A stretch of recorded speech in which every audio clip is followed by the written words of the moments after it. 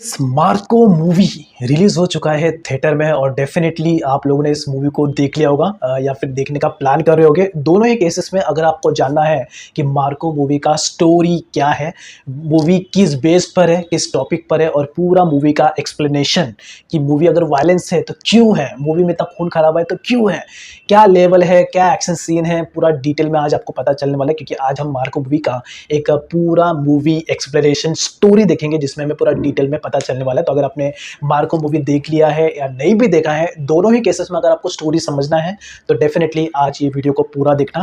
तो लेकिन उससे पहले अगर आप चैनल पे पहली बार आए हो तो सब्सक्राइब जरूर कर लेना मूवीज के रिलेटेड ऐसे और वीडियोस देखने के लिए। तो टाइम वेस्ट नहीं करते हैं, स्टार्ट करते हैं। अभी जो हम वीडियो देखने वाले हैं वो है रीकैप रॉकर्स यूट्यूब चैनल से, जो कि उन्होंने मूवी का एक्सप्लेनेशन दिया है। तो अगर आपको वीडियो पसंद आता है उनकी तो जाके आप ओरिजिनल चैनल रीकैप रॉकर्स को जाके जरूर सब्सक्राइब करना। सो 3, 2, 1 स्टार्ट।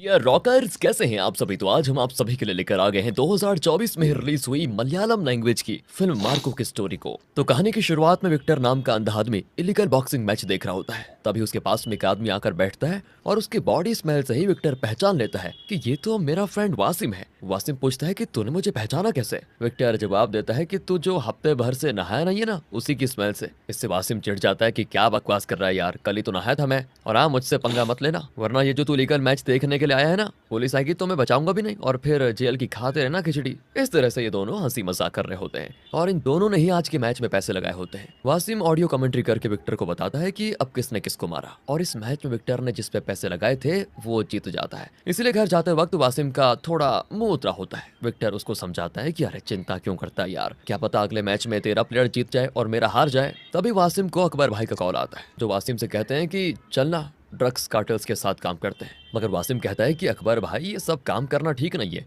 अगर आप ये काम करोगे तो आपकी मतलब कोई रिस्पेक्ट नहीं करेगा। अकबर कहता है कि अच्छा, जो तुम ये बैटिंग का काम कर रहे हो वो काम तुम्हारी नजर में बहुत बड़ा है क्या। वासिम कहता है कि भाई जो भी हो, मगर मैं ड्रग्स के बिजनेस में काम नहीं करूंगा। फिर वो कॉल कट करके विक्टर को बताता है कि अकबर भाई लीगल काम करने में मेरा बिजनेस लाइसेंस यूज करना चाहते हैं, मगर मैंने मना कर दिया। तो इस पे विक्टर भी कहता है कि अरे वो अकबर बचपन से ही बड़ा ऊट पटांग हरकत करते हुए आया है, अब इस उम्र में क्या ही सुधरेगा वो। तभी अचानक वो एक डिफेंडर कार से टकरा जाता है। सीन फिर अगले दिन शिफ्ट होता है। अब डिफेंडर की जगह पुलिस की गाड़ी खड़ी है और वो विक्टर को बताने के लिए कह रहे हैं कि कल रात क्या हुआ था बताओ। तुम्हें कैसे पता कि तुम डिफेंडर कार से टकराए बताओ। तो विक्टर बताता है कि डिफेंडर के फ्रंट में उसका नाम लिखा हुआ था, वो भी उभरे हुए फॉन्ट के साथ, उसी पे मेरा हाथ पड़ा था, जिससे मुझे समझ आ गया कि वो गाड़ी डिफेंडर थी। पुलिस वाले पूछते हैं फिर आगे क्या हुआ। तो विक्टर बताता है कि मैं वासिम को आवाज लगाने लगा मगर वो मुझे जवाब नहीं दे रहा था, तो मैं पीछे की ओर आया और एक लाश से टकराया। वो लाश वासिम की थी। मैं और आगे बढ़ा तो मुझे एक आदमी मिला जिसने सूट बूट पहन रखे थे। उसी ने वासिम का खून किया था और वो अकेला नहीं था, उसके साथ और भी लोग थे। वो जिस तरह आराम से आए और वासिम का कत्ल कर दिया ना, उससे साफ जाहिर होता है कि ये कोई पहली बार नहीं था उनके लिए।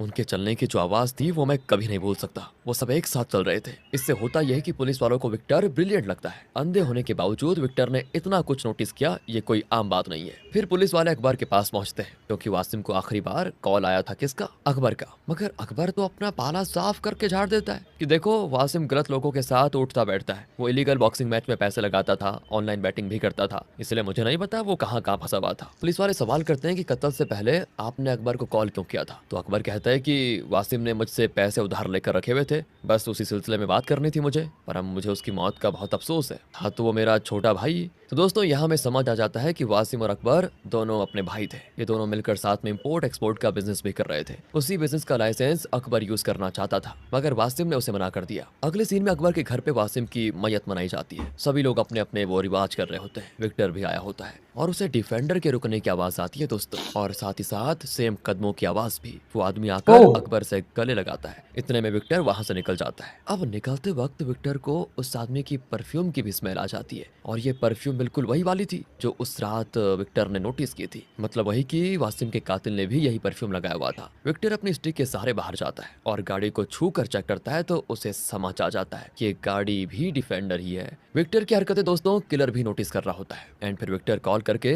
अपनी गर्लफ्रेंड ईशा से कहता है कि मैं वासिम के घर से निकल रहा हूँ, मुझे तुम्हें कुछ बताना है बहुत ही जरूरी, तो तुम जल्दी आकर मुझसे मिलो। तभी विक्टर टकराकर एक गाड़ी की डिक्की में चला जाता है और एक आदमी डिक्की बंद कर देता है। दरअसल ये किलर का ही आदमी है। वो विक्टर को अगवा करके टोनी केमिकल्स नाम की फैक्ट्री में रख देता है और यहाँ वासिम का कातिल भी होता है जिसका नाम रसेल है। रसेल विक्टर को सारी बात बता देता है कि मैं और अकबर ड्रग्स बिजनेस में पार्टनर्स हैं। वासिम हमारे रास्ते में आ रहा था तो अकबर के कहने पर मैंने उसे अपने रास्ते से हटा दिया। तुझे उस रात मैंने अंधा समझ के जाने दिया, मगर तूने तो मुझे बिना देखे पहचान लिया। देख, मुझे अपने काम में टांग अड़ाने वाले बिल्कुल पसंद नहीं। इसके बाद रसेल अपने एक बंदे को वीडियो शूट करने को कहता है और विक्टर का गला पकड़ के उसे हाइड्रोफ्लोरिक एसिड के बड़े से टब में डाल देता है और देखते देखते उस एसिड में विक्टर की बॉडी जल जाती है, स्किन तो बचती ही नहीं। यानी एक ही वक्त पे विक्टर मर भी गया और उसकी लाश किसी को पहचानने में भी नहीं आएगी। इसके बाद रसेल अपने डैड टोनी के पास जाता है। टोनी भी दोस्तों खतरनाक आदमी है, मगर वो रसेल से ज्यादा खून खराबा नहीं करवाना चाहता था। वो कहता है कि अपने भाई क्राइस के नक्शे कदम पे चलने की कोई जरूरत नहीं है रसेल तुम्हें। साथ ही टोनी रसेल्स के खास आदमी देव से कहता है कि मैंने तुम्हें इसके साथ इसलिए रखा हुआ है ताकि जल्दबाजी में कोई गलत काम ना कर दे, तो ध्यान रहे इस बात का। फिर वो रसेल को गले लगाकर कहता है कि तुम्हें कोई भी प्रॉब्लम आए तो मुझसे कहो, अभी तुम्हारा बाप जिंदा है। तो आगे दोस्तों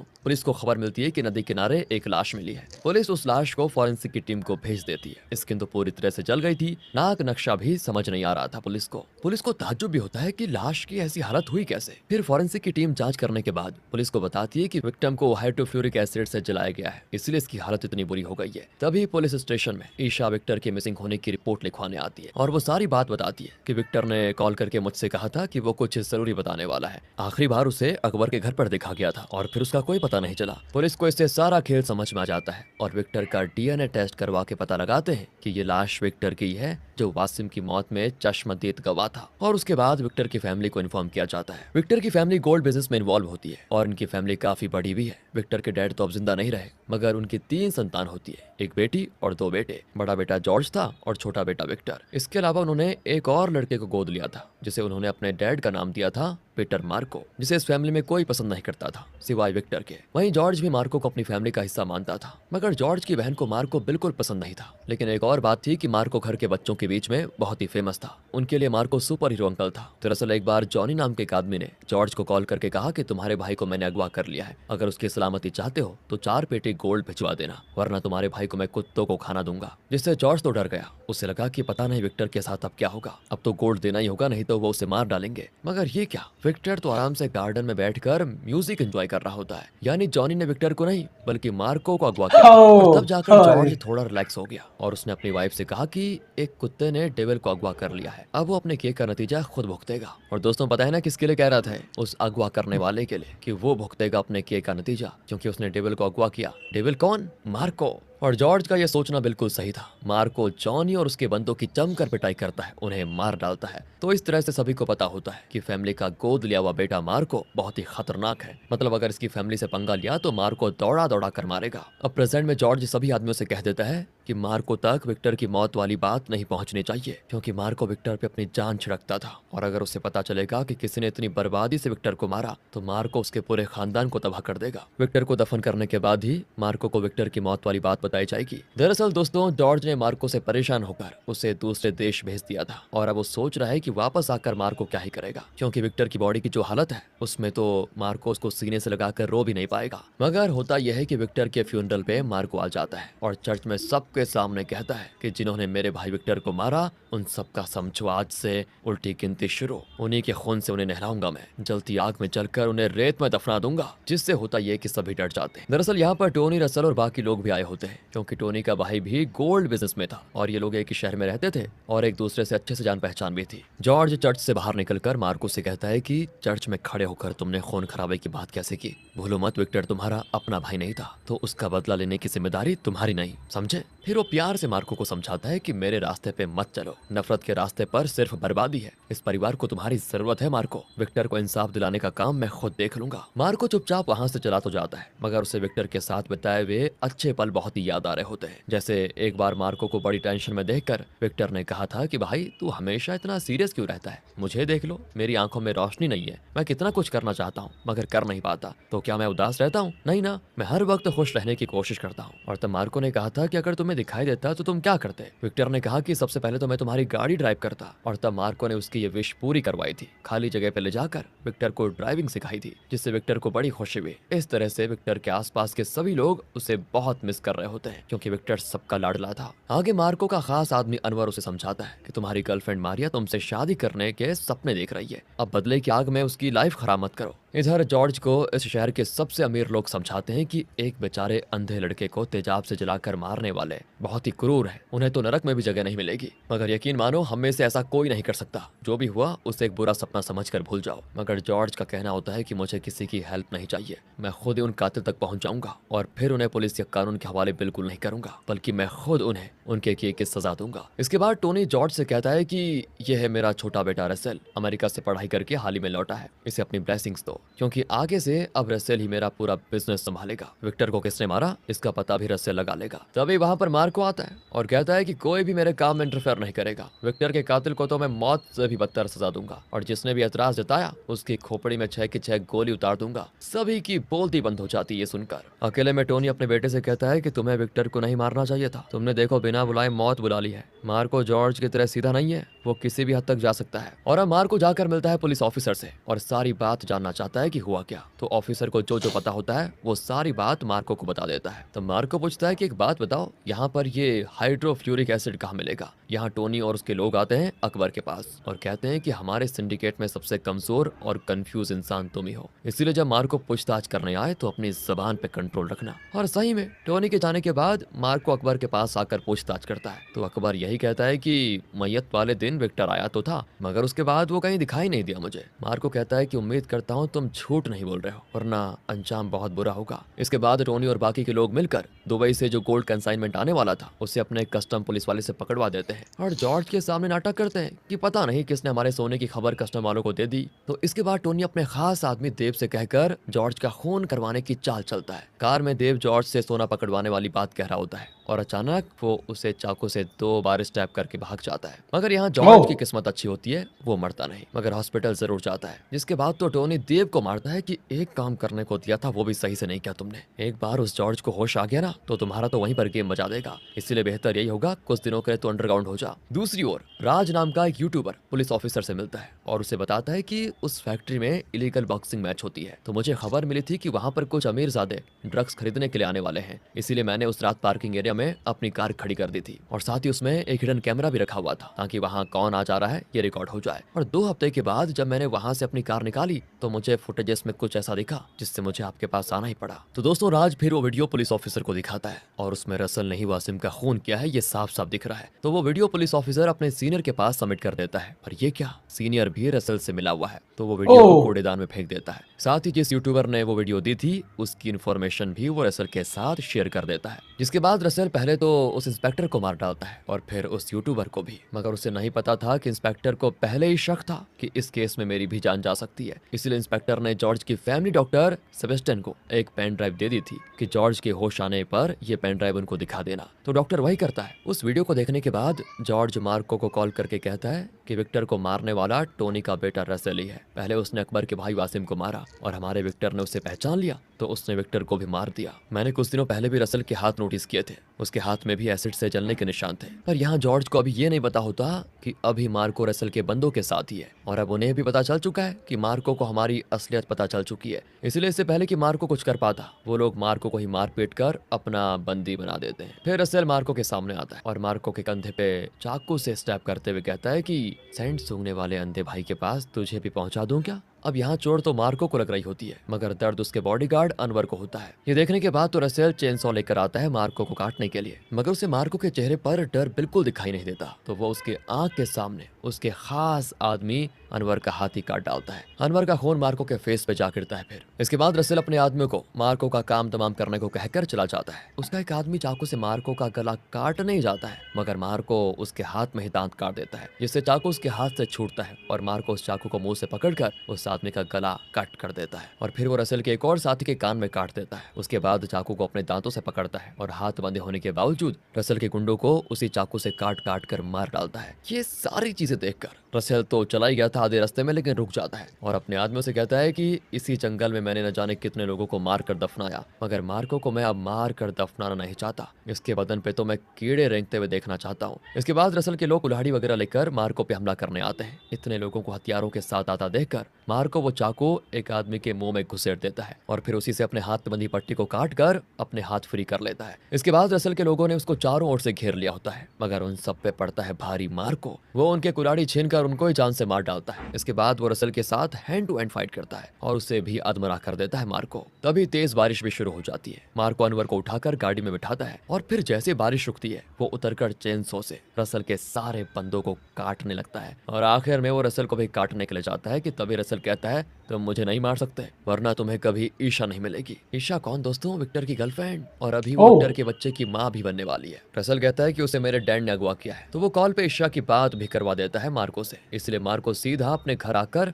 अपने बड़े भाई जॉर्ज और पूरी फैमिली को सारी बात बताता है। साथ ही टोनी की शर्त भी बताता है कि उसे बदले में जॉर्ज की सारी संपत्ति चाहिए। जॉर्ज की बहन लेकिन इसके सख्त खिलाफ होती है। उसका कहना होता है कि घर के वारिस को बचाने के लिए हम सब कुछ उनको दे दें क्या और फिर खुद सड़क पे आ जाएं? नहीं, मगर जॉर्ज उसकी बात नहीं मानता और टोनी की सारी शर्तें मानने को तैयार हो जाता है। फिर भी मार्को अपना दिमाग लगाते हुए रसल के एक खास आदमी को उठा लेता है और उसे एक कंटेनर में बंद कर देता है। उस कंटेनर में ऑक्सीजन की मात्रा धीरे धीरे घटती जा रही होती है। मार्को उसे कीपैड वाला फोन देता है जिसमें सिर्फ मार्को का नंबर होता है और अपनी जान बचाने के लिए उसे मार्को को बताना ही होगा कि उन्होंने ईशा को कहाँ छिपा के रखा हुआ है। इसीलिए कुछ देर के बाद वो कॉल करके मार्को को एड्रेस दे देता है और फिर जैसे फोन कट होता है तो रिमोट कंट्रोल से मार्को उस कंटेनर को ब्लास्ट कर देता है क्योंकि मार्को बहुत ही गुस्से में था। फिर मार्को उसके बताए हुए एड्रेस पर जाता है जहाँ रसल के बहुत सारे लोग होते हैं। अब इन सब से मार्को को अकेले फाइट करनी है। मार्को लाश में बिछा देता है और फिर छत पे जाता है जहाँ एक लड़की चेयर पर बैठी होती है। मगर ये क्या, ये तो ईशा नहीं है। दरअसल रसल ईशा को लेकर कहीं और चला गया। अब आगे मार्को रसल के डैड यानी टोनी से मिलता है जो किसी लड़की के साथ एंजॉय करने के लिए गया हुआ था। मगर वहाँ वो मार्को और अनवर को देखकर कहता है कोई नहीं, मैं बाइसेक्सुअल हूँ, तुम जैसे जवान मर्द भी मुझे चलेंगे। वो अनवर को गलत नियत से हाथ लगाता है और तभी उसके हाथ मार्को काट देता है। इसके बाद वो रसल के बताए हुए जगह पर ब्रीफकेस के साथ जाता है जिसमें गोल्ड लाने की बात कही गई थी। मगर जैसे ही रसल उस ब्रीफकेस को खोलता है तो हैरान क्योंकि उसमें उसके डैड टोनी की कटी हुई हाथ।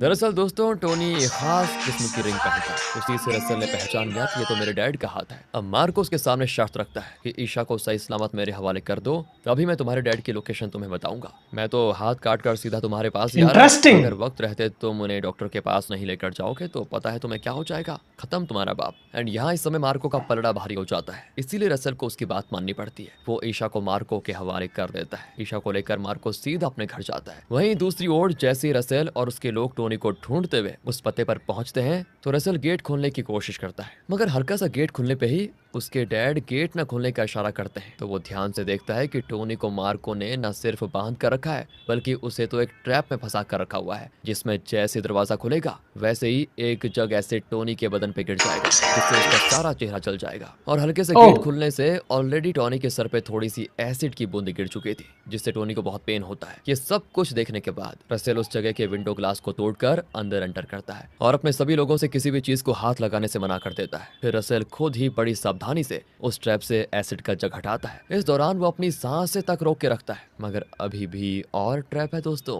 तो रसल एहतियात बरतते हुए एक गन को उस ट्रैप से हटाता है मगर जैसे ही वो ट्रैप हटता है तो इन्हें बीप की आवाज आती है। दरअसल जिस चेयर पे टोनी को बांध कर रखा हुआ था उसके नीचे था बॉम्ब। स्ट्रिंग हटते ही वो बॉम्ब एक्टिवेट हो जाता है। ये देखने के बाद तो सभी बाहर भागने लगते हैं और रसल जो अभी तक अपने डैड को बचाने की कोशिश कर रहा था वो भी अपने डैड से कहता है कि डैड प्लीज प्लीज आप चेयर पे बैठे रहना, उठना मत। फिर रसल भी उस रूम से जैसे ही बाहर भागता है जोरदार धमाका होता है जिसमें टोनी की मौत हो जाती है और वो तड़प तड़प कर रसल के सामने ही अपनी जान गंवा देता है। इधर जॉर्ज अपनी फैमिली से कहता है कि चाहे कुछ भी हो जाए ईशा की हिफाजत हमें करनी है। इसके बाद वो अकबर के गले में रस्सी बांधकर उसे बर्फ की सिल्ली पे खड़ा कर देता है। जैसे जैसे बर्फ पिघलती है वैसे वैसे उसके गले की रस्सी टाइट होती है और आखिरकार वो रस्सी इतनी टाइट होती है कि अकबर की जान चली जाती है। उधर रसल जाता है अपने बड़े भाई साइरस क्या के दिमाग पास। लगाया साइरस लेकिन ना। दोस्तों एक बेरहम पूचड़ है यानी कसाई। वो जानवरों के साथ साथ इंसानों को भी काट डालता है। रसल साइरस को टोनी की मौत के बारे में बताता है तो बस वो गुस्से में कहता है कि जिन्होंने मेरे डैड को मारा टुकड़े टुकड़े उनके मैं कर डालूंगा। आगे ईशा को लेबर पेन शुरू होता है। जॉर्ज की वाइफ कहती है ईशा को जल्दी से हॉस्पिटल लेकर जाना होगा मगर जॉर्ज कहता है कि फोन करके मैं डॉक्टर को यहीं बुला लेता हूँ क्योंकि इस घर के बाहर जाना किसी के लिए सेफ नहीं होगा। टोनी की मौत से उसके लोग अभी भी बौखलाए हुए होंगे। फिर जल्दी डॉक्टर और नर्स की छोटी सी टीम इनके घर पर आ जाती है जहाँ ईशा की डिलीवरी होने के लिए वो सभी तैयार रहते हैं। मगर उनके आने के साथ ही रसल के लोग भी इनके घर को चारों ओर से घेरने लगते हैं। जॉर्ज सभी से कहता है कि छिप जाओ और मैं उनका सामना खुद करूंगा चाहे जो भी हो जाए, तुम लोग बाहर मत आना। सारे लोग छिप जाते हैं और मार्को ईशा के डिलीवरी रूम के बाहर चेयर लगाकर बैठ जाता है उसकी हिफाजत करने के लिए। साइरस रसेल अभी भी गेट के बाहर होते हैं। वो बॉम्ब से इनकी मेन गेट तोड़कर अंदर घुसते हैं, सबके हाथों में हथियार, लेकिन जॉर्ज और मार्को निहत्थे बैठे होते हैं। तो जॉर्ज एक चाकू से साइरस पे हमला करने की कोशिश करता है, मगर साइरस जॉर्ज का हाथ पकड़ लेता है और फिर उसी चाकू से जॉर्ज के हाथों में घुसा देता है। घर पे मार्को का आदमी अनवर भी था, मगर उसे रसेल के लोग ठीक सर के बीच में गोली मारकर खत्म कर देते हैं। उधर मार्को इन्हीं लोगों की गन छीन कर इन्हें शूट करने लगता है। गोलीबारी की आवाज को सुनकर घर की औरत और बच्चे बहुत डर जाते हैं। इसके बाद तो साइरस मार्को के बहनोई को गोलियों से छलनी करके मार डालता है। काफी देर की टाइट फाइट के बाद साइरस जॉर्ज और मार्को को पूरी तरह से घायल कर देता है, इतना घायल कि वो लोग अपनी जगह से हिल नहीं पाते। इसके बाद साइरस बेरहम मौत का खेल शुरू करता है। वो बच्चों पे भी वो रहम नहीं दिखाता, किसी को गैस सिलेंडर से कुचलकर मार डालता है तो किसी के गले में रस्सी लटका कर मार डालता है, किसी का सर पटक पटक कर मार डालता है, किसी को ऊंचाई से फेंक कर मार डालता है, बहुत ही खूंखार है। पटक पटक कर मार डालता है, किसी को ऊंचाई से फेंक कर मार डालता है। फिर वो मार्को के पास आकर कहता है कि तुझे मारने को मैं बड़ी आसानी से मार डालता, मगर मैं तुझे दर्द देकर मारना चाहता हूँ। तभी ईशा के चिल्लाने की आवाज आती है। उसकी डिलीवरी अभी तक नहीं हुई थी, तो साइरस जाकर पहले तो डॉक्टर और नर्स को चाकू से मार डालता है और फिर ईशा के पेट को जोर से धक्का देता है, जिससे बच्चा पैदा हो जाता है और फिर उस बच्चे के सामने उसकी माँ यानी ईशा के मुंह में चाकू डालकर मार डालता है। फिर साइरस उस बच्चे को लेकर वहां से चला जाता है अपने डैड की फैक्ट्री में, ये कहते हुए कि इसे इसके बाप की तरह मौत दूंगा, मैं एसिड में डालकर खत्म करूंगा। इसीलिए सभी के वहां से जाने के बाद मार्को हिम्मत जुटाता है और अपने आप की मरहम पट्टी करके फिर से लड़ाई के लिए तैयार हो जाता है। कुछ ही देर में वो टोनी की केमिकल फैक्ट्री पहुंच जाता है और अपने घर वालों की मौत का बदला लेने के लिए एक के बाद एक लोगों को बड़ी बेरहमी से मारता है। यहाँ भी खून खराबा होता है बहुत ज्यादा, बड़ी लंबी फाइट चलती है। सबको निपटाने के बाद रसेल मार्को के पीछे पड़ जाता है। वो तो एक भारी भरकम हथौड़े से मार्को पे जानलेवा हमला करता है और तब मार्को को याद आता है कि किस तरह इन लोगों ने मेरे भाभी माँ के गाल फाड़ कर उन्हें मारा था। इसीलिए अब मार्को रसेल के हाथ को खींच कर फाड़ देता है और फिर रसेल का सीना काट कर उसका हार्ट बाहर निकाल लेता है, जिससे रसेल की मौत हो जाती है। ये देखने के बाद तो साइरस भी डर जाता है और वो विक्टर के न्यूबॉर्न बेबी को उठा लाता है। वो एसिड के ट्यूब में उसको फेंकने वाला होता है कि मार्को बेबी को छीन कर साइरस का सर धड़ से अलग कर लेता है। इस तरह वो अपने परिवार की दर्दनाक मौत का बदला लेने में हो जाता है कामयाब और फिर वो विक्टर के बेबी को गोद में लेकर उस केमिकल फैक्ट्री से सो दैट्स इट। तो वैसे बंदे ने जो मूवी का जो एक्सप्लेनेशन दिया है इस यूट्यूब चैनल ने, बहुत ही डिटेल में कट टू बाय कट पूरा डिटेल में दिया है। सो यहाँ पर एक बात मैं कहना चाहता हूँ, अगर आपने मूवी नहीं देखा है ना तो जाके आप ज़रूर देखना इस मूवी को। पूरा फुल ऑन एक्शन पैक, कोई फालतू का चीज़ नहीं मूवी में, कोई किसिंग विसिंग नहीं।